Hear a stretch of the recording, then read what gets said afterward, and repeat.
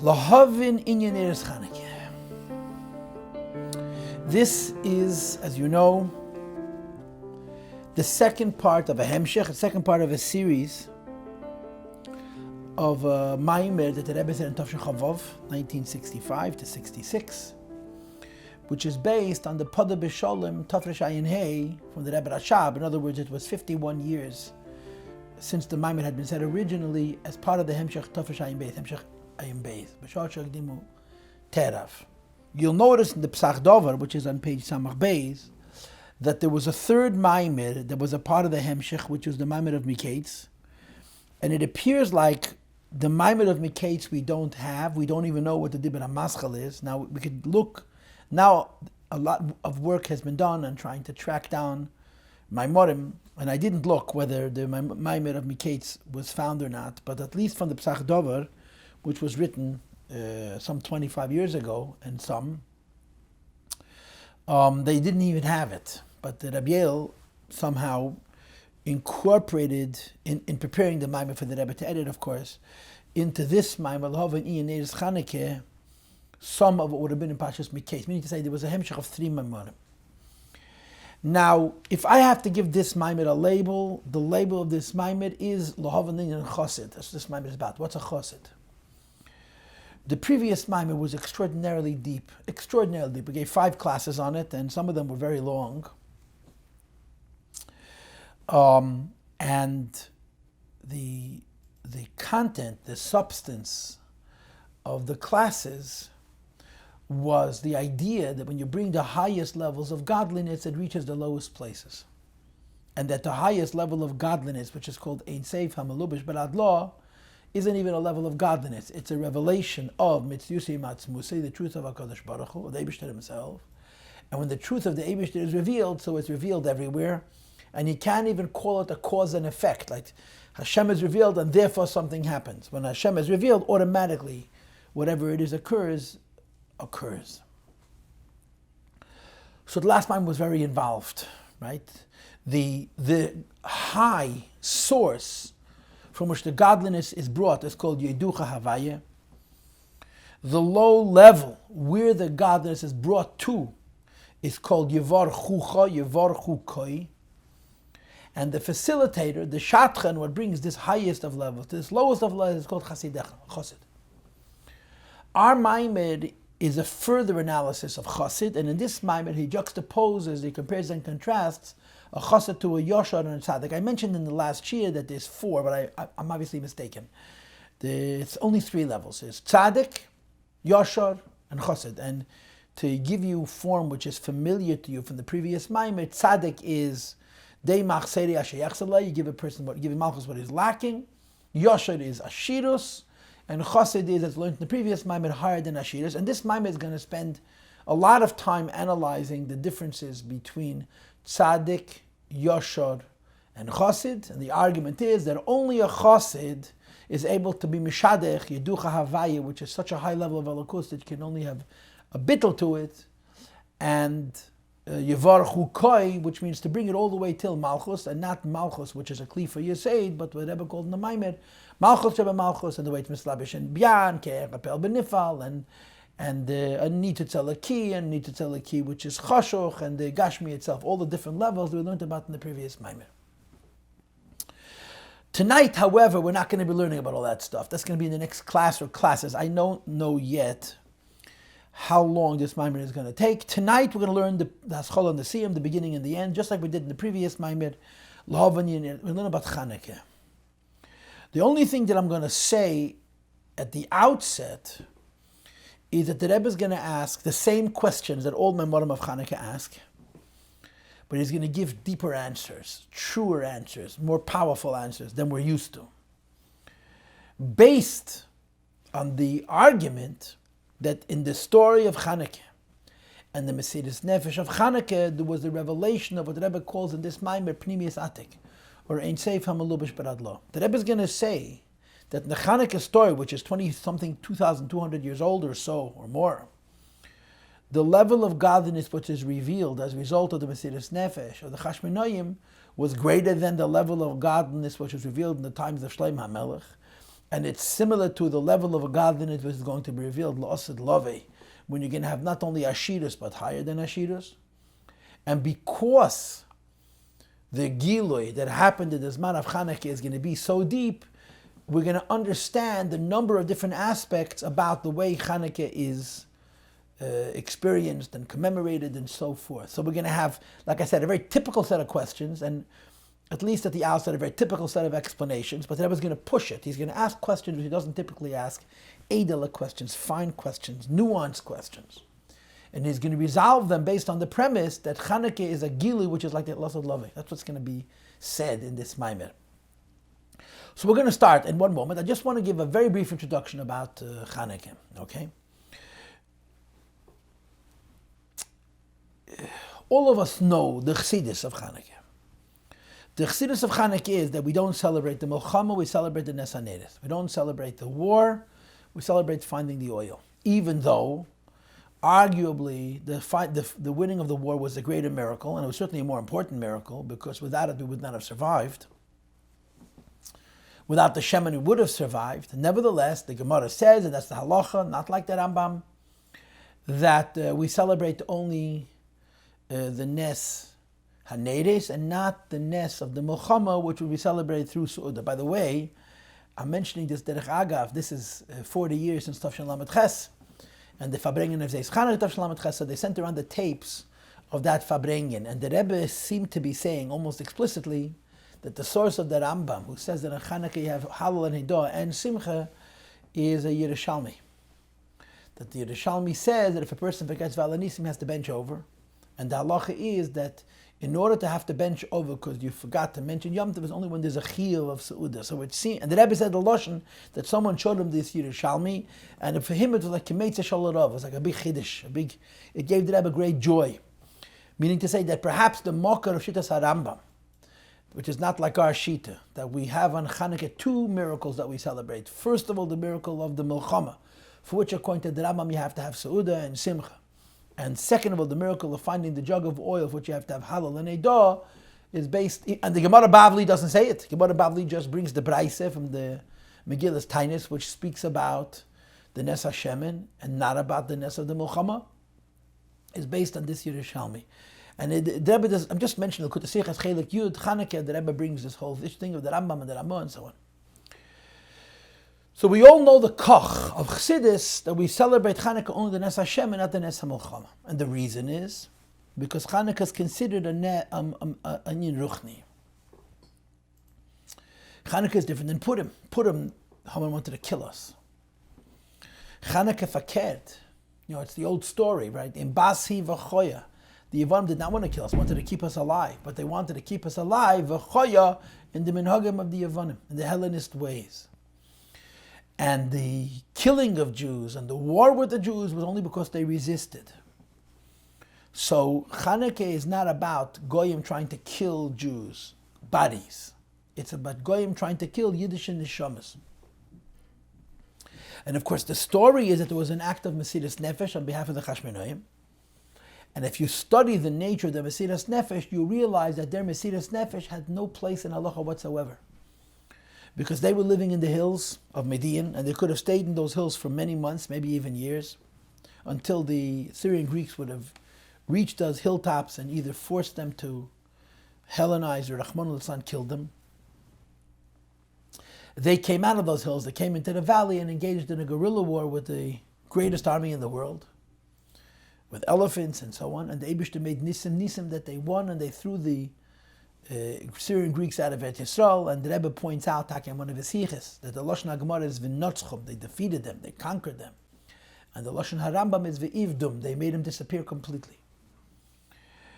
And then they found the Shemen. So the Gemara says Lashon Acheres Kavim, the following year was made into a Yom Tov. So one of the ways the story is understood is that when they came to the Sanhedrin and they said make it into a Yom Tov, so Sanhedrin sort of said, this is really me speaking as opposed to what I saw in Svarim, that how could you make a Yom Tov out of an act of suicide? The Chashmonaim were not allowed to go on Mesiras Nefesh. And the Chashmonaim answered, but the Eibishter made a nest. He didn't only make a nest that we won the war, he made a nest that we should find the Shemen. And the finding of the Shemen Toyer was the gushpanka, was the seal, was the real evidence that the Eibishter supported the Mesiras Nefesh, even though Mesiras Nefesh had no basis in Torah. But the Rebbe says it in the Sichos, it was a Mesiras Nefesh without any cheshbainis. They didn't think about themselves at all. Not even cheshbainis of Kedusha. They didn't even think about Elam Haba and Chayim Nitzchiyim versus Ein Lechel Elam Haba. They were Mesa Nefesh, Lekadesh, Shem Shamayim, and the Eibishter made an es. This is, in short, the way Chassidus understands the story of Chanukah. And of course, that's why we celebrate the Shemen, because we're not celebrating the oil. We're celebrating what the oil represents, the Tahara, the Mesiras Nefesh, for Tahara of the Chashmei Noyim. So because it's a Ruchni Yizdika story and a Ruchni Yizdika miracle, we don't focus on the war and winning the war, we focus on the Nes HaShemen. And in other words, on the Nes of the Yidden revealing the Yechidah Shebenefesh to engage in a war that B'derech HaTeva. There was no way they could win. L'kadesh Shem Shamayim Barab, to sanctify the name of HaKadosh Baruch Hu Barab. This is the basic Chanukah story.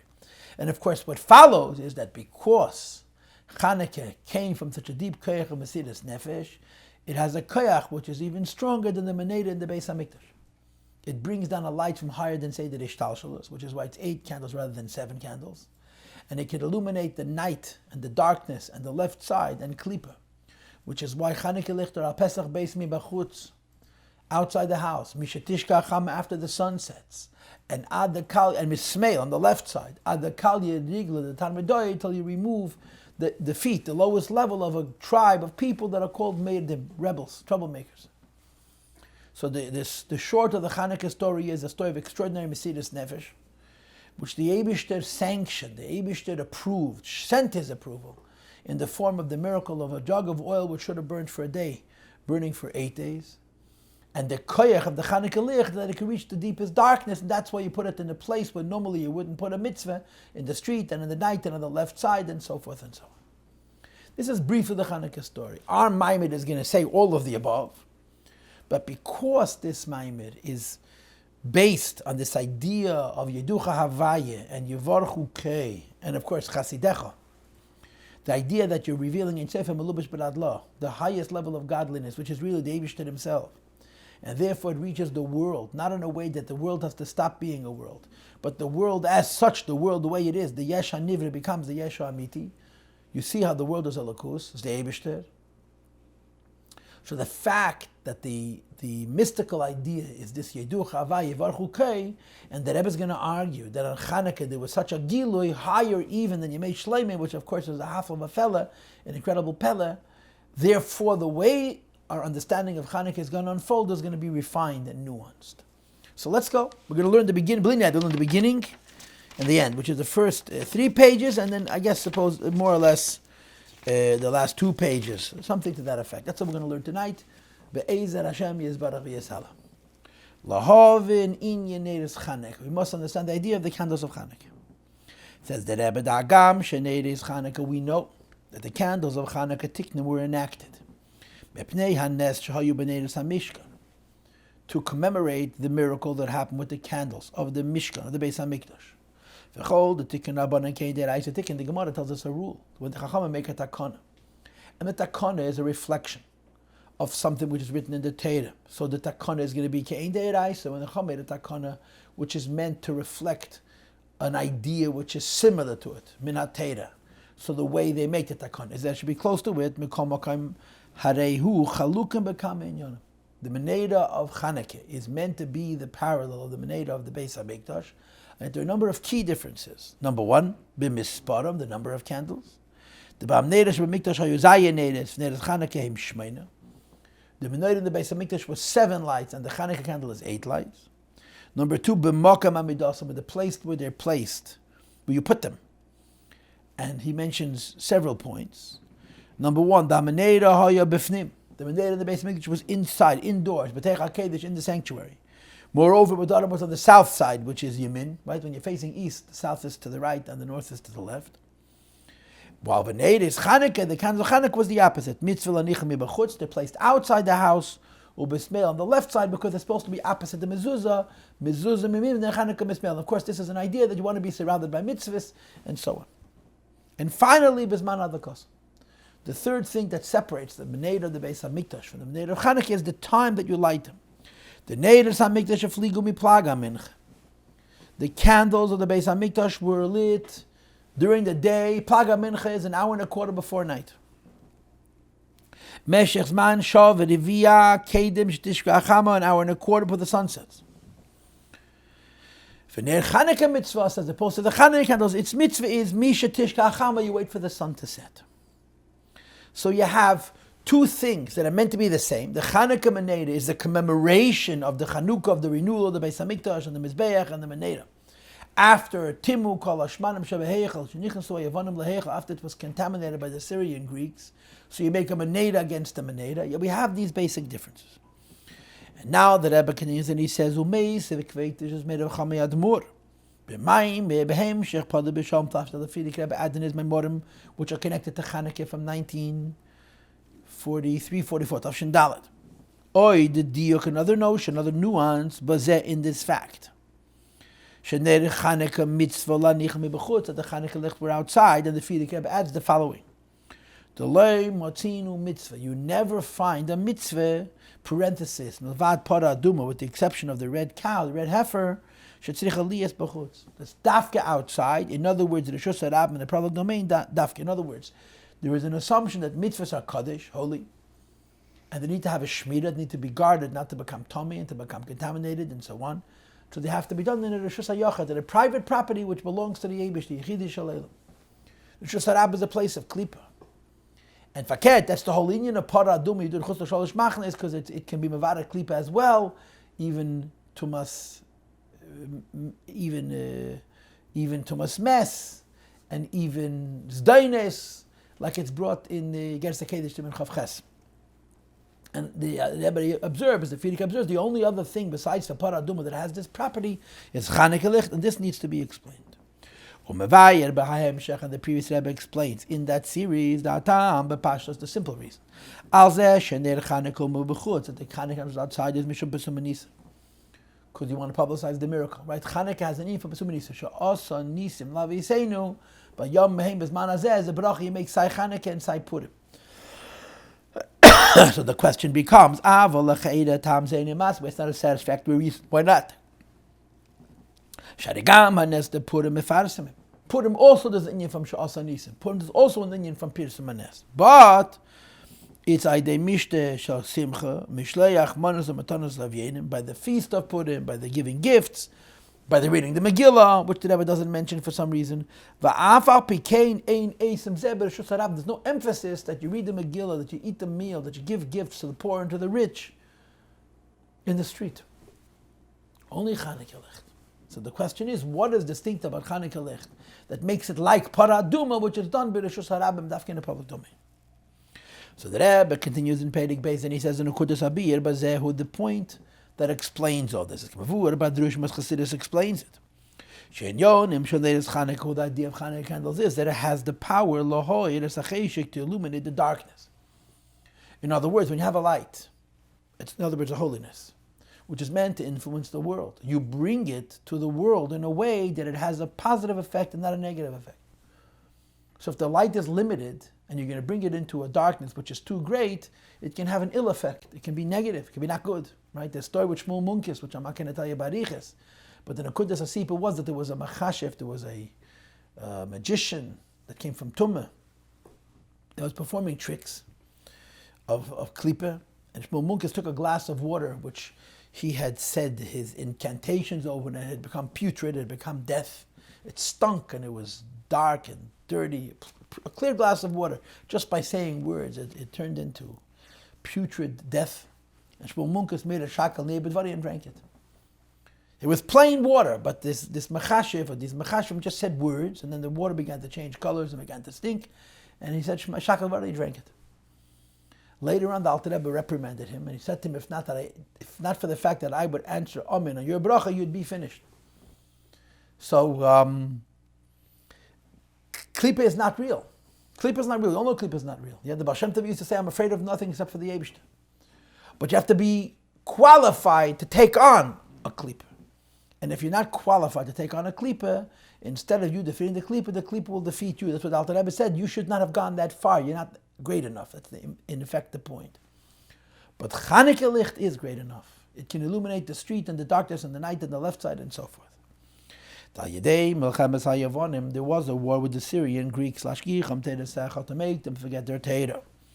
To make them transgress the edicts of the Eibishter's will. And of course, every one of us knows the famous Chassidus Sichas of the Rebbe on this. They didn't mind if you didn't learn Torah. They didn't want to learn Torah Secha, the Torah of the Eibishter. They didn't mind they did mitzvahs, but they didn't want they should be chukei retzeinecha. The idea that mitzvahs are higher than reason, first of all, and that the will of HaKadosh Baruch Hu, which is l'mayla min haseichel, as long as Jews understood that this is only culture, and it's only a way of life that can evolve and change, the Syrian Greeks had no problem. The idea that it came from the Eibishter, that it was sacred, and that Torah Zul, Torah Muchlefes, this is what made them crazy. And the Yidden stood up to them. Particularly since they didn't only attack the Jewish people, they actually went into the house of HaKadosh Baruch Hu, into the base, HaMikdash proper, and Kvayachal, the Eibishter left them alone, didn't punish them. And they were metamed, they brought tumah to all of the oil in the base HaMikdash, says the Rebbe, darkness became very strong. I saw in a maamar of the Rebbe the other day where the Rebbe says that the koyach of tum of the Yavonim is that it can be metame even chochma shebenef shalakis. Usually Klippa can fight with the midas of Kedusha. Sometimes Klippa can fight with seichel of Kedusha. Yavon could fight with chochma of Kedusha, which is even from bittel as it is in ishtalshus. And you have to have dafka mesiras nefesh to overcome them. V'lachein, when you consider what Yavon was, and you consider the degree of success that they had in being metame kol hashmanim shebehechel, and the Chashmonaim stood up to them. So Kishagov Ramalchas based Chashmonaim, when the house of Chashmonai that were Meluachim, that were kings, stood up against them and defeated them. V'not was HaYavonim, and they defeated the Yavonim. And again, I'm mentioning to you what the Rebbe mentioned in the Sikha, that according to the Rambam, the Lashon is Ve'ibdum. They destroyed them completely. Tiknu Neiros Chanukah. They enacted the candles of Chanukah, B'chtei Lahoy Rasachesha. Just like the Chashmonaim took on darkness itself, which is a severe klipa, and successfully defeated it with their power of Mesiras Nefesh. So the Chanukah candles, which is the minhag, which is the Yom Tov, which is the way we commemorate and celebrate this episode, and the Einyan of Chanukah has the same power to transform darkness as the Mesiras Nefesh of the Chashmonaim was at the time that the story of Chanukah occurred. And therefore, it says the Rebbe Vezehu, and this is the Pshat, and he goes backwards, right? We had 3 points. Right? 8, place, and time. So here he goes backwards. Time, place, and 8. Shazman had lakaso mujitishma chamo. The time they light Chanukah candles after the sun sets, rather than during the day. Kinyon amshaneid is Chanukah ulahoy razachesha, because the Chanukah candles have the ability to illuminate darkness. That's number 3. Now number 2, umakam amidoslim, placed where you put the candles, is bechutz. Outside in the public domain, moreover, Bismail on the left side. Because it has the power to illuminate the street. To read the pruda that this is a place of division. And klipa, that draws chayas from the side of smail, of the left side. Because klipa comes from smail, or to say differently, klipa kosher comes from smail. From chesed you have the klipa of permissiveness. And from smail you have the klipa of division and cruelty. And exactitude, which is judgment that's without a cheshbon. And this is darkness, and the koyach of the Chanukah licht is to overcome this as well. Vizehu, and finally, in addition to the fact that the time is after the sun sets and the place is in the street, the idea that Neiros Chanukah came Shmein is that there were 8 candles. The fact that Chanukah has the power, the Chanukah lights have the power to illuminate the darkness, even the darkness of the public place, because the light of Chanukah candles is it's above, which is a light which is higher than ishtalshalos. And you'll see later that higher than ishtalshalos is going to ultimately mean the madrega of ein seif hamalubish beratlo, which is hemshach is about, which is mamash atzmos. Which is why there are 8 candles. The Mizpah Shmeina, the number 8, made al bechina shel mal mishtalshos, as an indication, points to a level which is above order. So this is the 3 points which the Rebbe asked in the beginning. What is the reason for the time after the Shkiyah? What is the reason for the place, the street on the left side? And what is the reason for the 8 candles higher than ishtalshos? But then the Rebbe adds a 4th point which he didn't really ask in the questions. The days of Chanukah. Besides for the candles of Chanukah, there's the days of Chanukah. The Zeh Shayom Tov Chanukah b'misbesh b'nei. Just like Chanukah is 8 candles, Chanukah is 8 days, and no other Yom Tov is 8, right? Sukkot is, Pesach is 7, Sukkot is 8 plus 1, and in certain aspects, is a regel b'fnei atzmei. An 8-day holiday is dafke Chanukah. Shmein yom de Chanukah tmanya inun. Chanukah is 8 days. V'hu, the reason for all of these things, to illuminate the darkness in the night on the left side, and after the Shkiyah, and 8 candles, and 8 days, is because the Gilui Shemeh Mea Chanukah, the revelation of the times of Chanukah, is Gilui Shalamayla Mea Ishtalshalus, so the revelation which is above Ishtalshalus. So this is the question, and this is the answer. And the Rebbe continues and he says, V'hinei Eir Shalamayla Mea Ishtalshalus, the idea that during the Chanukah story, something happened which revealed such a powerful life that can take on darkness and the street and the left side and the night and so on and so forth, is Shemei Yemei Chanukah B'frat B'neidas Chanukah, which is available every year, based on the teaching of the Arizal HaYom and Ha'el and Eskarim Benas, in the days of Chanukah in general, and in the lighting of the Chanukah candles and the Meneda particularly. How did it all come about? Nimshach Haydi HaMesiras Nefesh, the Matasayu Bonav. The Gavre, the person who made Chanukah happen, is a group of people who took on the Syrian Greeks and fought them to the point of Mesiras Nefesh al Kiddush Hashem. V'ayin, in other words, Sha'ashayich as the Eir Zeh Macheshech Shahaya Oz. The relationship between the light of Chanukah and the darkness that existed at that time, who b'shnei einyanim, is in 2 aspects, milmata l'mayla, from the bottom up, and milmayla l'mata, from the top down. And he explains, milmata l'mayla, what aspect of the Chanukah story and the Mesiras Nefesh of Chas Minayo Bonav is connected to below? It's Shemitzad Gei Delacheshech Shaya, the unbelievable darkness that pervaded at that time. Nisated Etzlam Kecha Mesiras Nefesh. That's what awakened the power of Mesiras Nefesh. When it's so dark for a Yid that he can't take it, he plots and he goes on Mesiras Nefesh. Shalamayla Mishtachos Shabbat, which is above Mishtachos within a person. And accordingly they brought down the Lakus, which is higher than Ishtalshalus. So the Mesiras Nefesh of the Chashminoyim, this is the Mumata Lamayla. And then he says, the light which comes from above, that Chanukah Meneda brings a light that's me'idim gamas acheshach, to illuminate the darkness. So the Chashminoyim's contribution is the Mesiras Nefesh, and the Neir Chanukah contribution is the Amshach of Alakus Shalamayla Me'ishtashos. And I'm just thinking out loud that in a maamar which I learned someplace else, the Rebbe explains that the difference between Halal and Heidah. The Halal means Behilu Neiri Al Reish, to bring the Eibush into the world. And Heidah means to submit yourself to the Eibush Adinyan HaMesiras Nefesh. V'zehu hatam. This combination of the fact that on Chanukah there was an incredibly high light, and that on Chanukah there was a deep Einyan HaMesiras Nefesh, is the reason l'chol achilukim, to all the differences, shebein neides Chanukah v'neides HaMikdash. Separate the candles of the Meneda in Chanukah and the candles of the Meneda of the Beis HaMikdash. Number 1, the light which shines in the Beis HaMikdash, the Mesiras Nefesh, it didn't happen through Mesiras Nefesh. It was limited. It was only Ishtashos, which is Zayin Neides, 7 candles rather than 8 candles. Number 2, since the revelation of Ishtashos cannot illuminate the darkness. And if it tries to illuminate the darkness will defeat it. Darkness is an equal opponent to it. The Meneda, the Beis HaMikdash, must be lit inside. Inside the sanctuary. Moreover, Biyamin, Bedarim, on the right side in the south.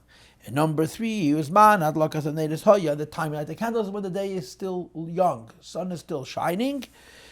A substantial amount of time before the Shkiyah. As opposed to Neides Chanukah Shalachri HaMesiras Nefesh, there's 2 things. There's the Mesiras Nefesh, which is the Mulmata Lamayla, and there's the Nesed Neides Chanukah, which is the Mulmayla Lamata.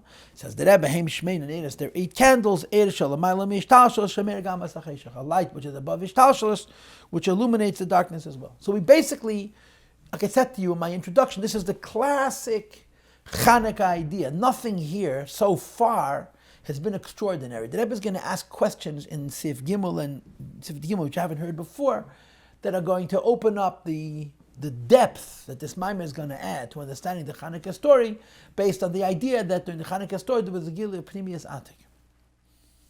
Explains. Why is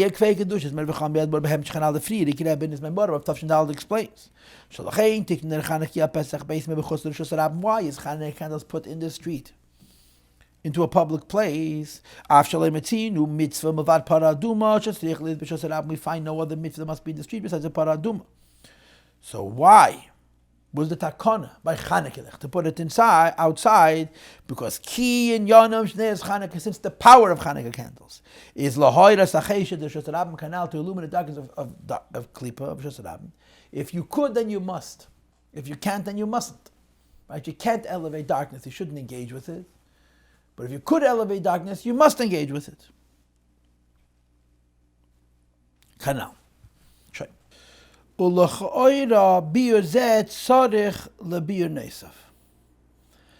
aforementioned explanation that Chanukah has two aspects, right? A light that comes from heaven, which is represented by the Chanukah Menorah, and the Mesilas Nefesh of the Chashmonaim, which created the basis for this light.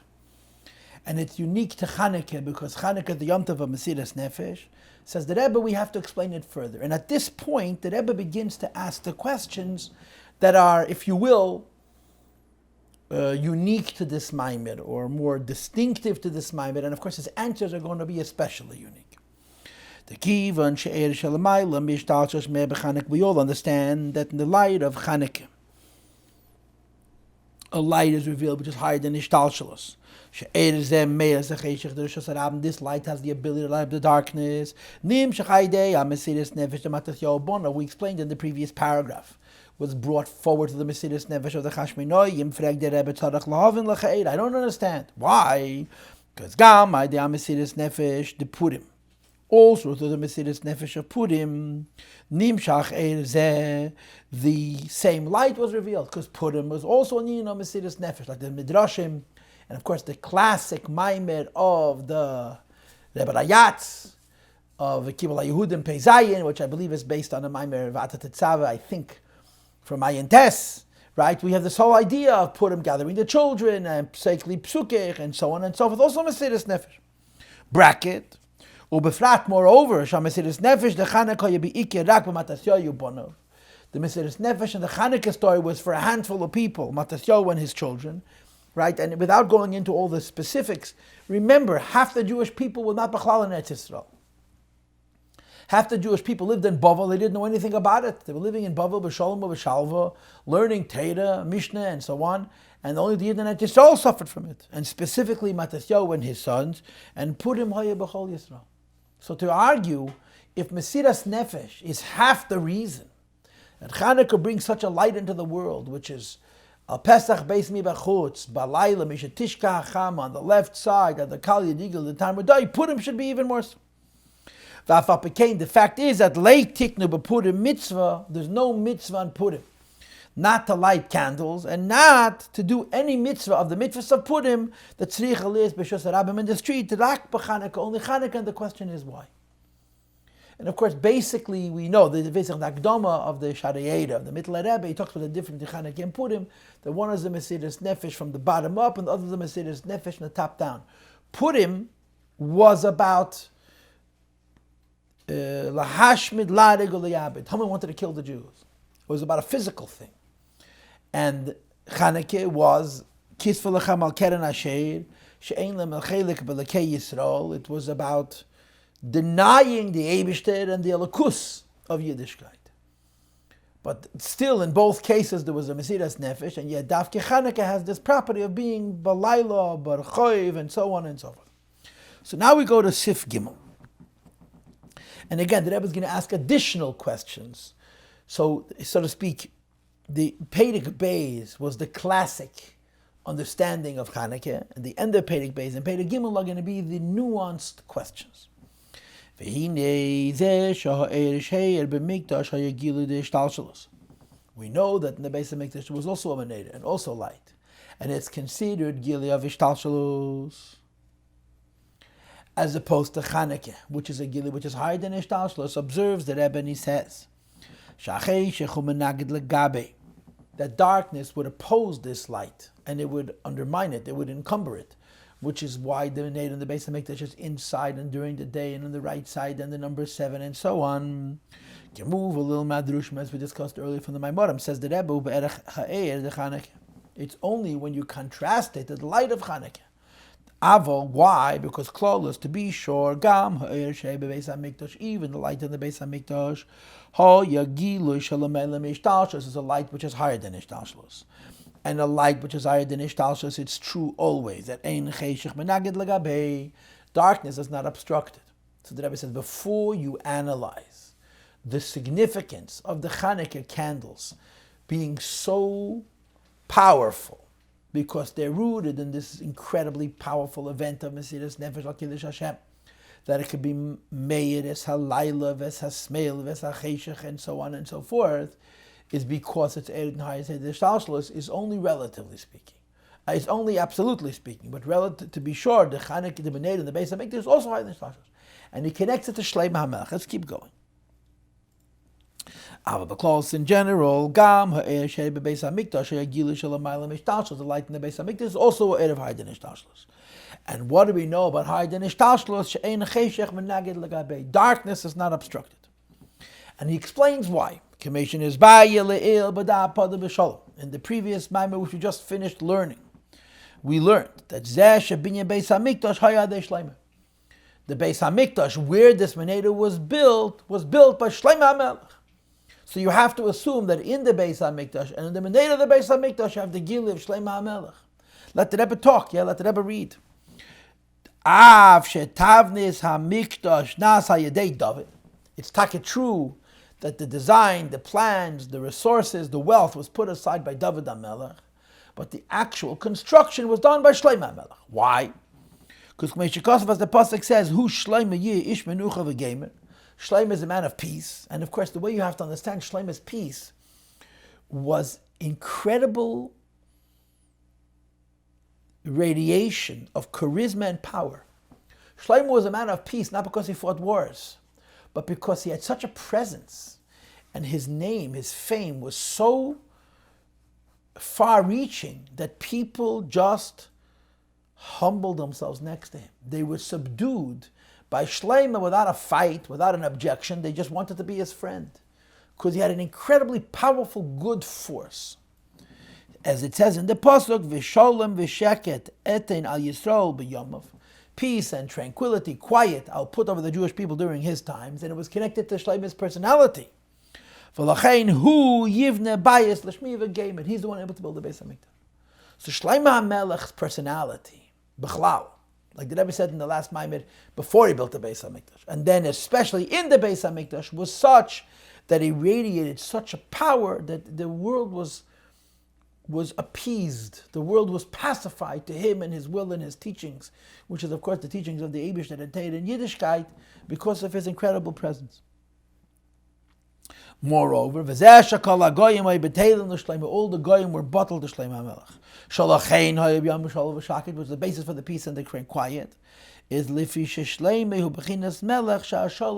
was a king that had the power of Shalom. This is based on the pasuk in Shir Hashirim, as you see in footnote 25. He had an incredibly great presence. He was so smart and he was so powerful. And he radiated such power that his presence alone brought peace and subjugation to the whole world. Says the Rebbe, this is Ein Seiv Shalamayla Mishtalshalos.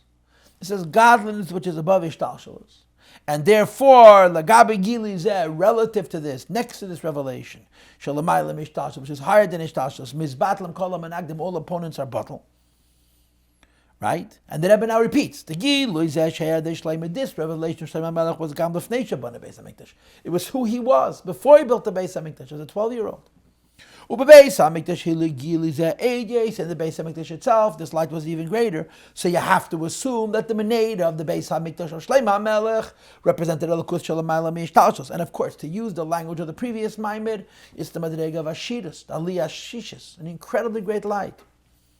Nevertheless, still, legabe agili de Chanukah, when you compare the presence and the light and the gili of Ein Sof of the Meneda Shalamayla Mishtalshos of Shlema, to the presence and the light of the higher than Ishtalshos, of the Chanukah Meneda. This is Ishtalshos, this is higher than Ishtalshos.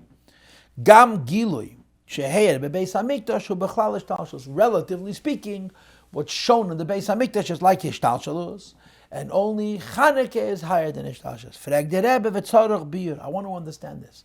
What's achiluk ben Gila the Beis HaMikdash and Gila the Chanukah? If the Gila the Beis HaMikdash is Shlomo Melech, and Shlomo Melech is Ashiras, and Shlomo Melech is Ali Hashishas, and one of the ideas that Rebbe said about Ashiras is you can't give him more wealth. If an usher is the kind of man who's rich but could be richer, then he's not an usher yet. It's an absolute status of Ashiras. Begashmis Beruchnis.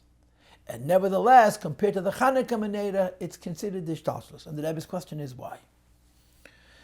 So again, it's another nuance on the classic Chanukah theme, but these nuances are setting up the much deeper understanding of Chanukah based on the particular idea of this maamar, right? The first question was, Purim is also Mesiras Nefesh, so why Dafke Chanukah is in the street?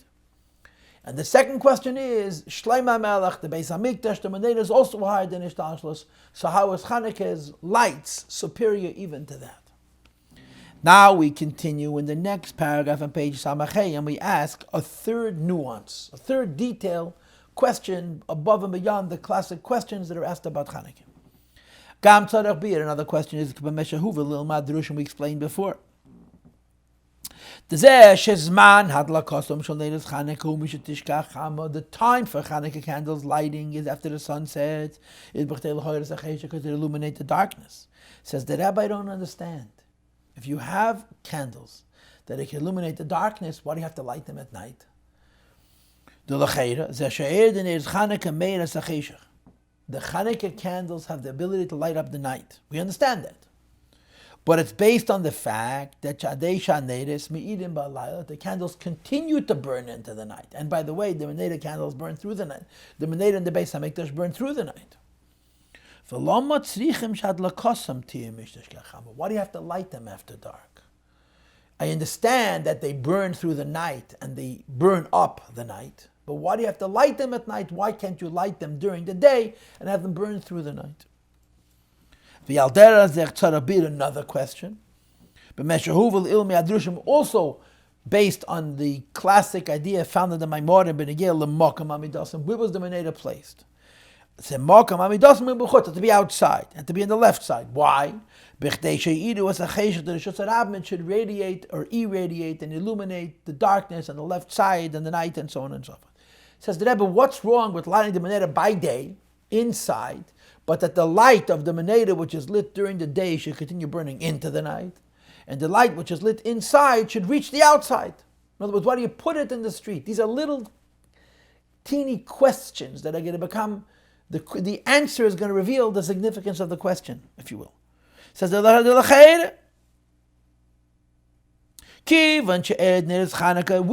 the light of the Chanukah candles is the light which is above Ishtalshos, even more than the Eid of the Meneda. It's an Eid built in Mugwas, a light without any constraint, any limitations whatsoever. Harei Gam be'im hayu b'fnim. If you lit those candles inside the Beis HaMikdash and you allowed them to radiate to the world, hayu b'yechaltem lahar b'shasarab, they would have the possibility to reach the street. And in footnote 26 he says, like the Meneda of the Beis HaMikdash, that had chalenas shkufim atumim, there was edesi l'chol boyelim, and so on and so forth.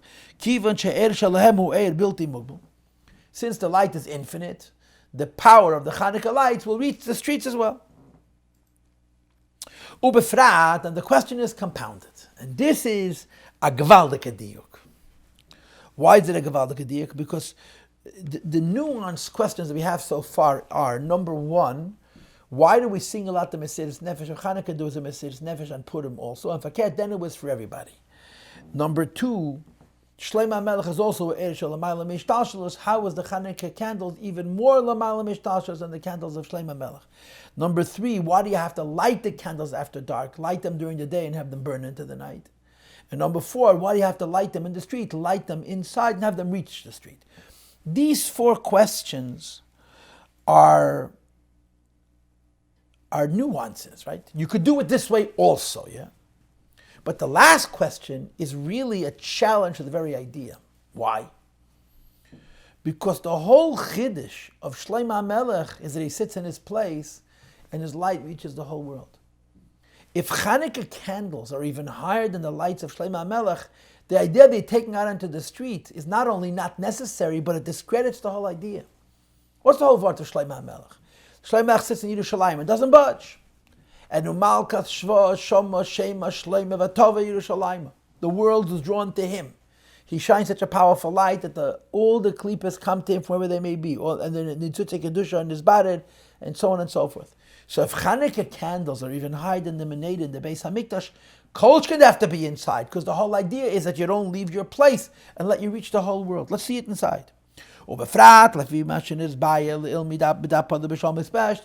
fact that in the previous time we made the following observation. There's a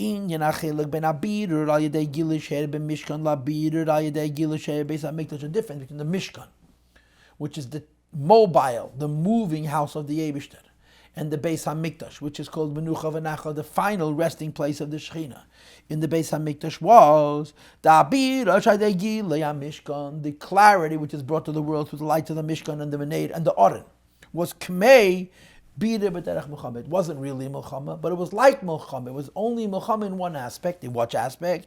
Mishkan Hayamahalech B'Midbar. The Oren had to move to bring the light of the Teda to wherever the Bida was. To bring clarity and upliftedness to the sparks that were found there.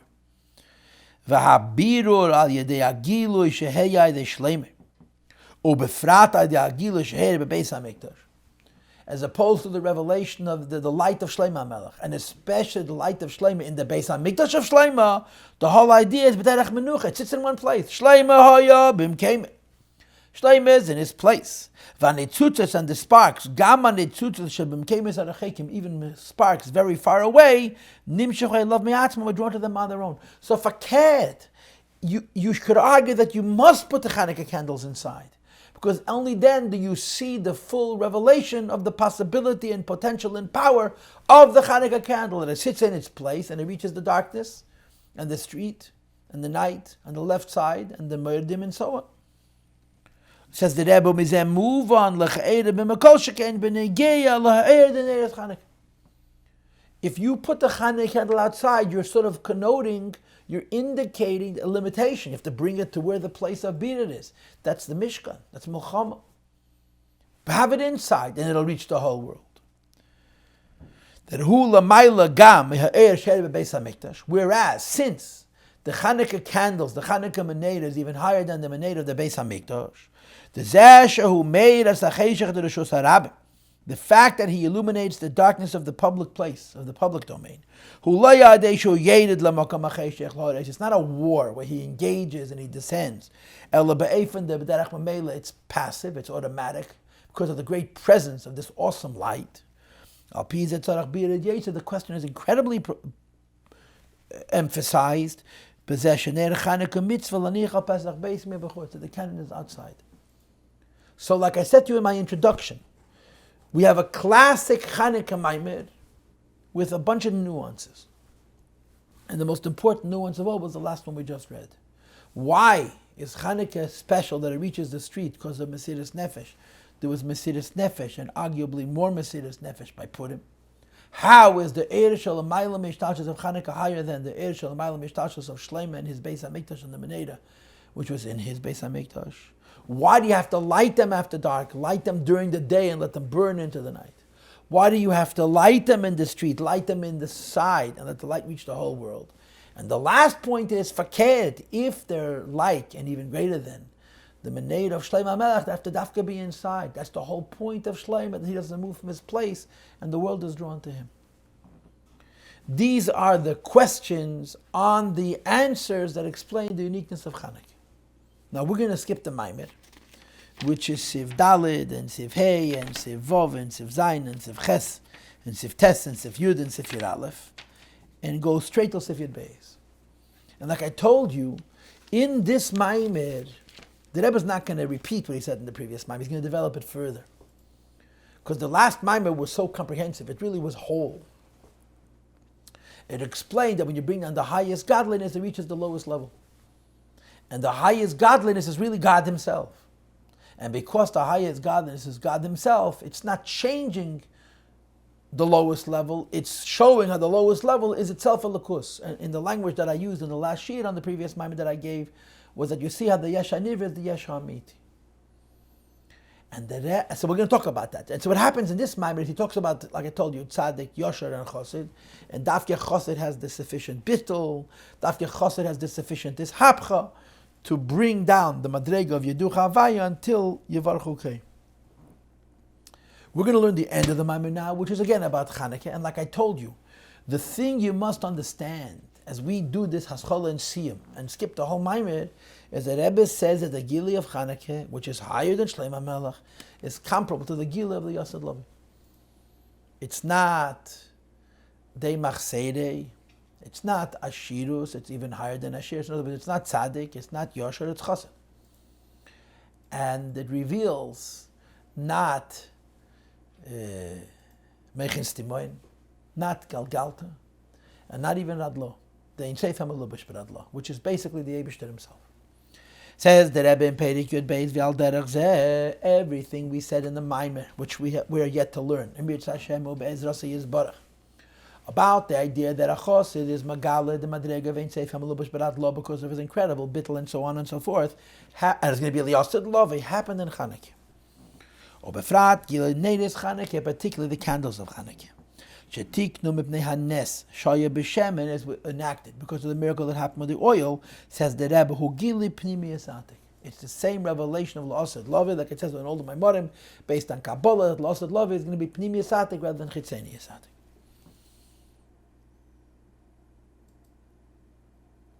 V'zeh shemavur ba'adrushim, the fact that we said in the Maamarim. Shamayla the Neiris Chanukah, what's special about Chanukah candles? The Gabi Neiris HaMikdash, when compared and contrasted to the candles of the Mishkan, of the Beis HaMikdash. Hushagilu the Neiris Chanukah hu l'mayla me'ishtalshalos, that Chanukah lights are above ishtalshalos, says the Rebbe, you have to specify.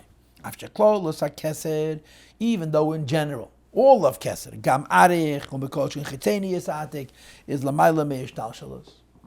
But the l'mayla me'ishtalshalos of arich, which is tzaddik, and the l'mayla me'ishtalshalos of chitzenius hakesed of atik, which is yosher, is not the highest. Yesh leimar, 4 lines in the bottom of page Ayin Beis, ke'in de l'mayla me'ishtalshalos, who the idea of l'mayla me'ishtalshalos ultimately is shehu b'chol mokem l'mayla l'mata b'shav. If something is truly beyond any form, there is no distinction whatsoever between one place and another, one level and another, one world and another. So even though Arech is l'mayla me'ishtalshalos and Chitzenius Atik is also l'mayla me'ishtalshalos, but there's constraints, there's limitations, there's different aspects of inefficiency or inexactitude associated with them because of their limitations. The true idea of l'mayla me'ishtalshalos, which is absolutely b'chol mokem b'shava, einyan zeh be'ikir b'pnimiyas atik. This idea is primarily in pnimiyas atik. In other words, ein seif hamlubish b'radlo, which is the Eibishter himself. And when the Eibishter himself is revealed, remember the lashon from the previous maamar, yeah? We learned it in the last shiur, yeah, that we just gave you. What's the lashon? I'm looking at the bottom of page Nun Gimel. Pnimiyas atik calls us atzma sein tov. The legame atzma sein teif ein shum metzias shechutz mimenu va'adraba mitas himatzi yizbarach hu amatzias shel kol ha'nemtzoyim. This was revealed on Chanukah. Eibishter himself, through the Mesiras Nefesh, and again the Mesiras Nefesh is mamata lamayla, and then the Eid is mamata lamata. Says the Rebbe Shagil, the chitzenius atik, the level of chitzenius atik, which is also l'mayla me'ishtalshalos, but hu be'ikir l'mayla is revealed in the higher worlds more. Ela shenim chokopel gam lamata. It has an effect below as well.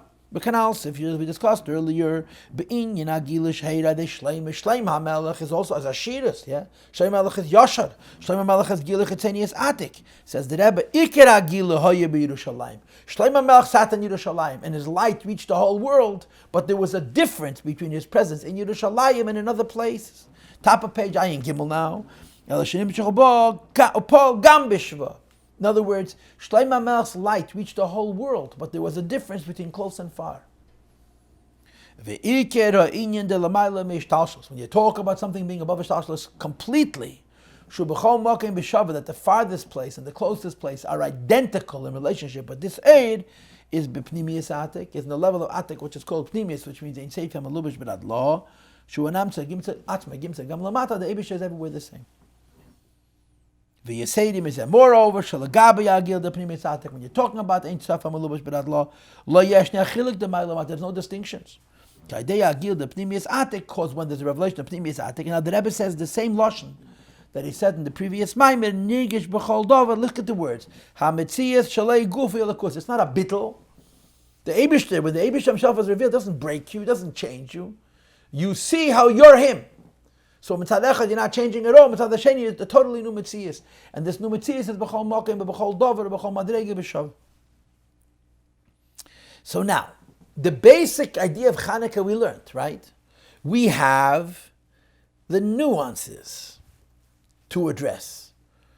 How the Mesiras Nefesh of Chanukah is different than Mesiras Nefesh of Purim. Why you don't just have it burn during the night, you light it during the night. Well, you don't have it lit inside and it should reach the street, you light it in the street. All of these questions must be answered based on this idea that the Gili of Chanukah is higher than the Beis HaMikdash, higher than Shlomo HaMelech. It's similar to the Gili of the Yossi Lavin, which is Peladik, Mamish, Meidendik.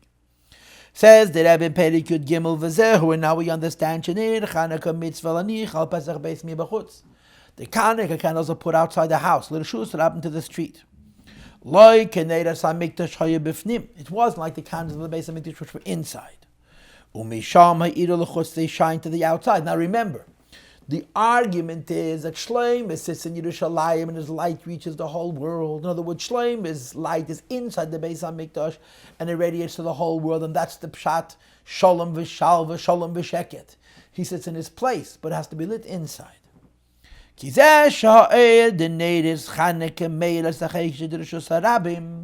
idea that the light of Chanukah irradiates, illuminates the darkness, and the street is be'efin is in such a way. It's not that the light is inside and it reaches the street, but the light is in the street itself. In other words, Shlomo Taka sat in his place and his light reached the whole world. But the power of Shlomo to reach the whole world was based on the fact that he was found in his place. In other words, it's not the pshat that Shlomo's light was so powerful that wherever it was, it reached the whole world. It's because it was in a Makom Kaddish, its foundation gave it the power to radiate outward. The Chanukah Meneda doesn't know such distinctions. You light it in the street itself. And then he continues, V'zeu gam. This also explains Shezman ad lakosum mishtishmacham. You dafka light it after the sun goes down. And he explains, the fact that Chanukah candles illuminates the darkness of night, it's not in such a way that light is ostensibly a day thing. It shines at night as well, which would be the einyan of Shlomo HaMelech. But rather that there's no day and there's no night. The darkness itself shines. So the Meneda in the Beis HaMikdash is lit during the day because the day has to do with light, but it shines into the night. The Meneda in the Beis HaMikdash reaches the whole world, but it's burnt inside, lit inside. To the Chanukah candles, there's no difference between inside and outside. And the only way to emphasize there is no difference is by putting it into the night and putting it into the street. So the Chiddush is that when you say by Shlomo HaMelech, there's whole idea that he was sitting in one place, isn't that it doesn't matter where he was sitting. He had to sit in a special place and in a special time, and then there would be the power of his aid. The Chanukah Meneda reaches everywhere without a special time, without a special place, in the street and in the night, and as the Rebbe says, the light of the darkness of the night itself begins to shine. Moreover, the fact that the light of the Chanukah candles is gam b'mokim b'zman ha'cheshech, is in the place and time of darkness, Reshus, Harabim, Valayla, public, the men of the night, and the Rebbe uses the classic words, the darkness itself becomes light. Not, Hafichas, Cheshech, Atzimtzum, Legilui. That in the place where there used to be light and the light was removed, you bring the light back. But the phenomena of darkness itself, which is Chassidus explains it as Abriya B'fnei Atzmei, Cheshech Atzmei Yoir, the Gashmi itself, the Klipa itself, the Nitrutz Atzmei Nasa Choshoch, and then the Klipa of the Nitrutz Atzmei Choshoch itself becomes godliness, Lichtigkeit. So really what the Rebbe did in answering the question was not add something to our understanding of Chanukah Licht, but qualify our understanding of the Menorah in the Beis HaMikdash of Shleima. That it reaches very far, but only if it sits in a particular place. Chanukah Licht is lit in the street and at night and in the darkness and after the Shkia, because it doesn't make a difference. It doesn't make any difference. And the only way to emphasize that it doesn't make a difference is to do it at night in the street, in the left side, and so on and so forth. This also explains. So how many of the 5 nuanced questions did we answer? Basically all of them, right? We had, what's the difference between the Mesiras Nefesh of Chanukah and the Mesiras Nefesh of Purim? This we did not answer. We had, what's the difference between the L'mayla Mishtashos of Chanukah and the L'mayla Mishtashos of Shleima? This we did answer. The Shleima Melech's L'mayla Mishtashos has to start from a particular base. Daytime, indoors, Beis HaMikdash. And the Chanukah candle doesn't have any of those constraints. And we also answered about the fact that you light it after the Shkia and that you put it in the street. And you put it in the street even though l'cha'eda, if it's an einyan of shalom v'sheket, you're better off putting it inside because it makes no difference whatsoever. So really all that's left is this one question. Why is the Mesiras Nefesh of Chanukah different than, higher than the Mesiras Nefesh of Purim? So the Rebbe says, this also explains the last or the first of these nuanced questions. On the fact,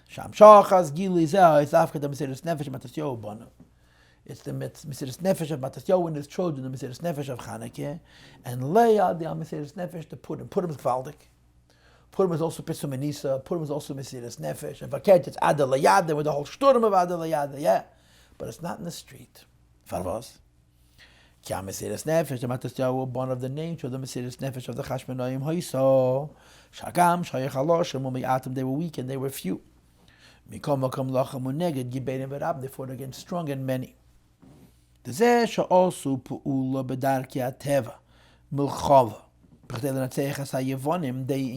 in a war with the Syrian Greeks using teva. What was the teva? They went to fight. But there's no way in nature that weak and few should be able to defeat the strong and the many. Says the Rebbe is because because there's something very profound about it. It wasn't that they went to fight.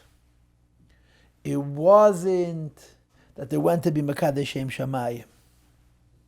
They went to win, which is a big chiddush in what was going on in the minds of the Chashmonaim. Look, Haya Munach Etzlam abgelegt. The Chashmonaim, because of their inner Mesiras Nefesh, had this clear sense. Shegam HaTeva, nature itself, bracket, Elamazeh HaTachtein is the lowest world, Shaklip is Gavin, which dominated by Klipa, Va'afilu Kishahe'elam U'B'matzev Kazeh, and in this Elam HaTacht, which is dominated by Klippas, the Klipa is Menagdim, which are Gibedim V'Rabba, stronger than them and more than them. But Teva itself is a Lakus. So here the Rebbe says something unbelievable. You know, we always talk about the Mesiras Nefesh of the Chashmonaim, how reckless it was. That they made no cheshbeinis. Says the Rebbe, understand the Chashmonaim's recklessness was based on an inner Mesiras Nefesh. This inner Mesiras Nefesh put them in such a mindset where all they saw was God. Tev is Alakus. No, if Tev is Alakus, how could Alakus be defeated by Klippa? This sentiment that the Chashmonaim experienced, not that they were going to fight a war of Kiddush Hashem, of suicide, but that they were going to win. Because Tevez Alakus is mitzada hergish, because they, the Chashmonaim, felt amitis imatziyis barach. Atzmos, the Eibishter himself, the Einseif HaMelubish B'Rat Lo, and that Hu HaMetzias Dechol HaMtzai means the truth of everything, including them and the Yevonim and the whole thing. That's how they made it happen. So you have over here a Chiddush Gadol B'Yeiser. It's not that the Chashmonaim went on a Madrega Mesiras Nefesh, which is not based on Halacha, but the world that they saw through their eyes was only Eibishter. And when you're so elevated, the world that you see is only Eibishter, you see that you're going to win, and there's no such thing as odds. There's no such thing as probabilities and likelihoods. It's the Eibishter's world. And this didn't happen for them. And therefore, Taka by Purim, there was a gewaldige Mesiras Nefesh, and it involved children with ganzen Shturim. But it wasn't because they saw the Tevez Elikus. Chanukah was this madreg. And that's the answer to the final question, or the first of the last set of questions, that even though Purim was Mesiras Nefesh, and it involved more people, it's Dafka the Chanukah Mesiras Nefesh, which has the koyach to illuminate the night and the darkness and the left side and so on and so forth, because their Mesiras Nefesh was based on an incredibly elevated perception. They were raised up so high because of their preparedness to sacrifice for Elikus, that they saw how Teva is Elikus and that they were going to win. And this didn't happen Purim. And the Rebbe now finishes the Maamar. So all the questions are answered. V'zehu, this is the pshat. Chanukah is by night and so on and so forth. But ad de kalya rigla de tarmadoi, until there's a kiloyin, a total erasure or transformation of the feet. That means the lowest level of this nation called Tarmadoi. Tarmadoi was merchants. They stayed out late. But it says in Kabbalah, it's written in footnote 78, he brings from the Emek HaMelech and the Kehilas Yankiv, that it's Asias Meiredes. Tarmadoi heim ha-meiredim b'malchus shamayim. Tarmadoi means those who rebel against Elikus. Tarmad Asias Meiredes. Vayidei ner Chanukah, and the Chanukah candles, nasa kalya regel the Tarmadoi. You make a kiloyin even in the lowest madreg of this nation called Tarmad. Says the Rebbe, the Shnei Pirushim, but there's two aspects. Number one, she'er the ner Chanukah mechalo mevateles regel the Tarmadoi, destroys the feet of this klip. But number two, v'she'er the ner Chanukah pe'el ha-kiloyin, the light of Chanukah affects the kiloyin, not in the sense of being destroyed, but faked, being included in Elikus, like Aleisa Nefesh, Kalbi Meloshin Kilyam Aleisa Nefesh, Gamba Rigel Tamadoi, the lowest klipa also becomes godliness. Why? Because if you Megala Helamatzmi, if you Megala, what's the Loshin? Amitis Himotzei Hametzias Techalanim Tzoyim. So nothing is outside of that, not even Meiredes. Shegam Eile, Shayu Meirdim. Even those who are rebels, reach a stage of Kaleis HaNefesh. This is what's advantageous about Birush Haidagiludin in Chanukah, the clarity which the Chanukah candles brings. Compared to the clarity, which is the fact that Shlomo Melech's light, which is a Shidus and a Liyashishis and all the rest. Shall be made. Shleimei, the times of Shlomo Melech, Takin is Badaru, you brought all kinds of sparks. But sparks that have some kind of sensitivity to a torch. When you shine a big light, a small light is drawn in, but not darkness. And not the sparks which were blackened. And certainly the sparks in evil opponents of Elikus were certainly not elevated. And I want to add something more that the Rebbe said in the previous Maamar, that not only does Chanukah elevate the sparks that nechshechu, but the gashmi itself, in other words, the casing of the spark which is blackened, is also elevated, not by being destroyed, but that you see that it's Elikus. The yesh haniv is the yesh hamiti, vayidei agila, the ner Chanukah, the candles of Chanukah, nasa kiloyin, kaleis hanefesh, gam birgit hamadoy. And the Rebbe concludes, and then it's true about Chassidus, that Chassidus is also the ein seif hamelubash beradlo. So the osad lavi is ein seif hamelubash beradlo, pnimi esatik. It was revealed in the Chanukah story, which is higher than the Menera and Shlomo Melech and so on and so forth. And it's also true of Chassidus. Shagam Eila, that even people Shebematzev Shel Chutza Chayora, that the lowest level of Chutza. Keil Gami in the Medida Rachman Lasan, they're rebellious. Says the Heilig Ereb Daidei Afotza Samayon is Chutza, bringing the fountain itself to the outside in a way of Afotza. Mizbatelas Kol Metzias, Hamerida destroys, it's Mevatel completely, any form, any idea, any trace of rebellion or rebelliousness. As some lifneis which I had before, even the lowest level of merida, which is the feet. It affects the kiloin kalesa nefesh. Which is the same thing as Mashiach, which is going to be an infinite hapcha. Hashem says He's going to remove all uncleanness from the world, to the extent, like it says in the pasuk, that it's not going to be an end of destruction, it's going to be an end of transformation. So tonight we did the beginning of the Maamar, the end of the Maamar, and the next class or two, I don't know how many it'll be. We'll learn the Teicha of the Maamar, the Biur, And the nekuda of the maamar itself can be summarized in one word. What's the meaning of the word chassid?